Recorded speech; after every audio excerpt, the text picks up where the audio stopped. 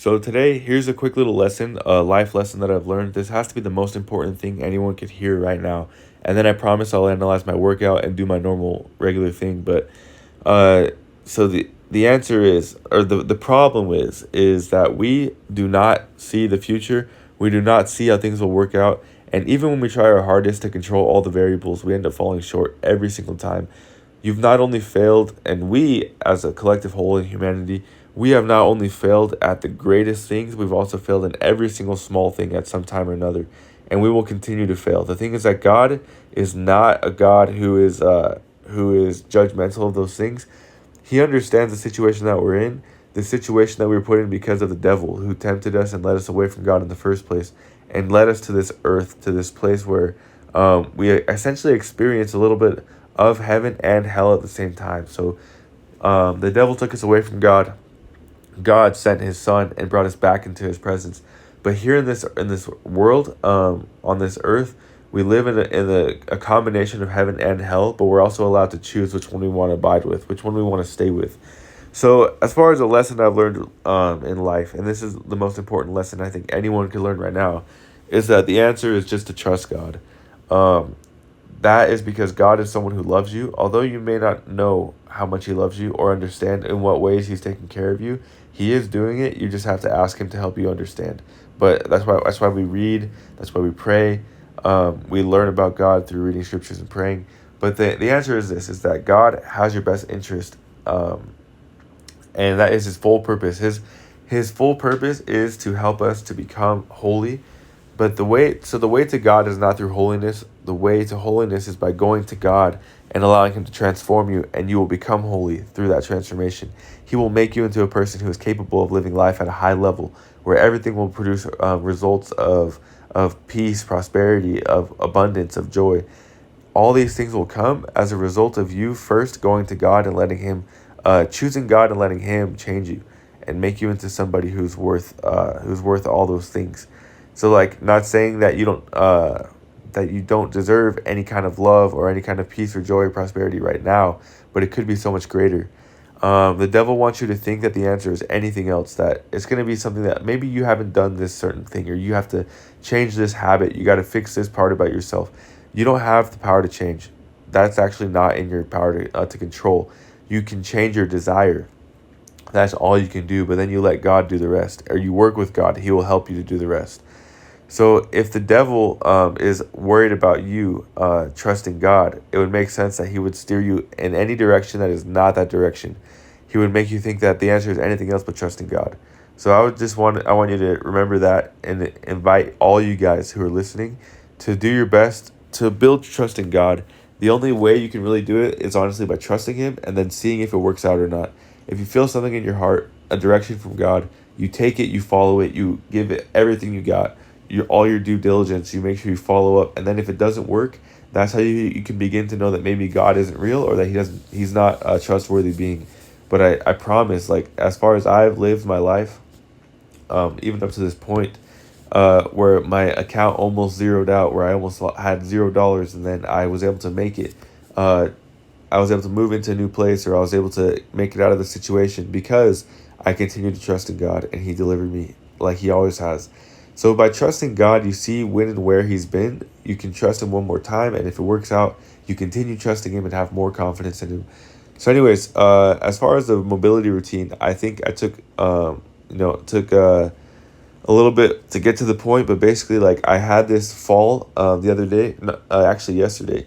Well, so this workout was recorded actually like a week ago, and then this workout I think actually helped me to avoid an injury a week later. So yesterday, I was playing football, and I was in the grass. The grass was wet. I planted my foot and slipped, and as I slipped and fell, I landed right on my foot. So, like, my foot folded, or my leg folded underneath me, and so, like, imagine, like, my foot being, like, right under, like, my back, or, like, right under my left butt cheek, basically.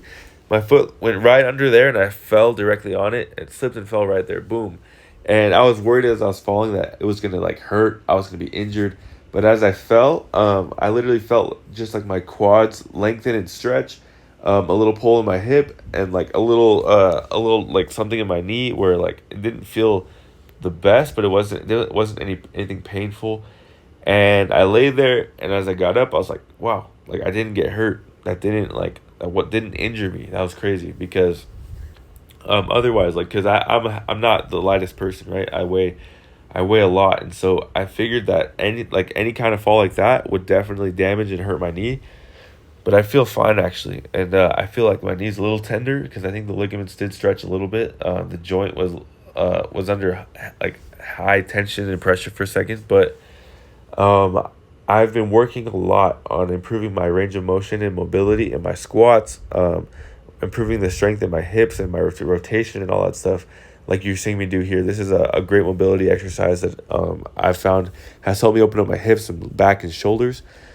So I also like I do a lot to try and strengthen my knees, especially at the very bottom, as far as the lowest range of motion of the squat. And I think that really paid off because at any other point in my life, had I fallen like that, I think I would have destroyed my knee. But it literally felt as if I just stretched, and I got up and I was fine. Um, so these squats I'm doing, by the way, are the overhead squats. I'm not going all the way to the bottom of the squat because I'm trying to correct something I've been noticing in my back squat, and in my front squat. The alignment of my hips and my posture. I think that I have certain imbalances, but my body is anatomically trying to correct or overcorrect these weaknesses, or by making my body contort and do weird things in order to maintain, like, in order to lift the weight. Basically, my body is trying to figure out ways to cheat the weight, and so I have to then go in and correct these things. So by using the weight, I'm adding leverage, and I'm focusing on keeping my knees um, as best as I can in a near perfect position, and not allowing my hips to go out of alignment. And by forcing this posture, I'm challenging the weaker parts of my body that my brain or my body is trying to avoid exercising. So yeah, well, here's the end of the video. Me dripping sweat.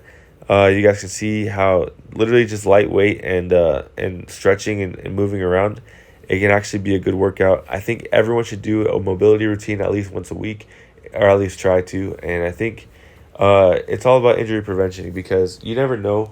The way an accident happens or an injury happens is when your body goes into a position or a range of motion that it's not accustomed to going to. So if you force your body into those ranges of motion, into those positions, those weaker positions, you do that intentionally on purpose, you can actually ahead of time prevent yourself from having an injury when it happens on accident. So anyways, that's my testimonial today, that you need to have a mobility routine, because otherwise I might have like a damaged or torn ACL or something, but I don't. And it's because I've spent months now building up the strength in my knees. I think it's really awesome that I was able to see that happen. So not the fall, but the fact that I was fine after is amazing. So that's the end of the video. Hope you guys like this, and please comment for more ideas of what you want me to talk about, things you want to see, or I'll just keep doing what I'm doing, and we'll see.